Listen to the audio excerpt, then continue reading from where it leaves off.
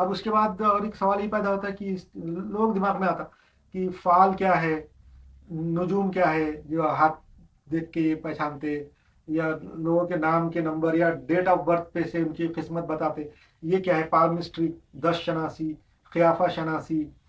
اماس پونم، توہمات، کالی بلی سامنے سے گزر گئی، جادو ٹونا، سفلی عمل، کاہنوں کے پاس جانا، جن بھوت،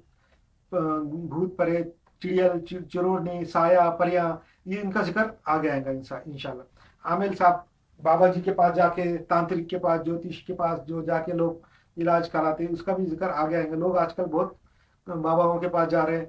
ان کے پاس جا کے علاج کرائیں گے، اس کا بھی آئے گا کہ یہ اصل میں اللہ کے امتحان ہے، اللہ تعالیٰ کی طرف سے امتحان کے لیے اللہ تعالیٰ نے شیطان کو پیدا کیا ہوا ہے۔ شیطان جو ہے انسان کے حالات میں، انسان کی زندگی میں زیادہ دخل نہیں دے سکتا۔ قرآن شریف میں ہے کہ وہ صرف بہکا سکتا، ڈائریکٹلی فزیکلی کچھ نہیں کر سکتا، کہ تو قرآن میں لکھا ہوا ہے کہ اللہ تعالیٰ نے جب انسان کو پیدا کیا تو شیطان کے دل میں ایک حسد اور جلن پیدا ہوئی، تو حسد اور جلن کی وجہ سے شیطان نے اللہ سے پرمیشن مانگا کہ میں اس کو بہکاؤں گا، اس کی اولاد کو بہکاؤں گا اور یہ سب کو دوزخ میں پہنچاؤں گا۔ تو اللہ تعالیٰ نے اس کو پرمیشن دیا کہ تو بہکا، جو بھی کرنا ہے کر،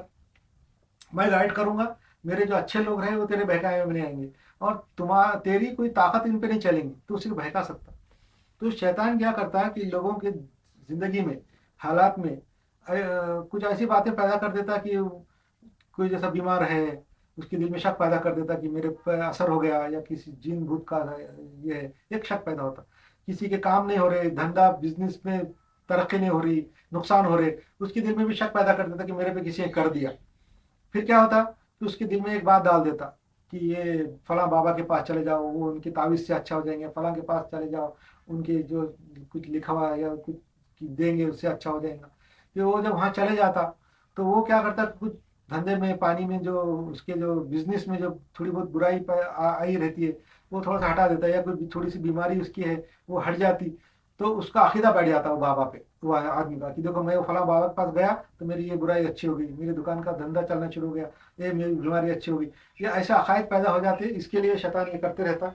بابا کے پاس جانا۔ اس کا سب سے اچھا علاج ہے کہ شیطان سے پناہ مانگے، اعوذ باللہ من الشیطان الرجیم، ایسا بولنا چاہیے۔ باباؤں پہ یقین نہیں کرنا، باباؤں پہ یقین کریں گے تو پھر وہ اس چکر میں پھنستے رہتے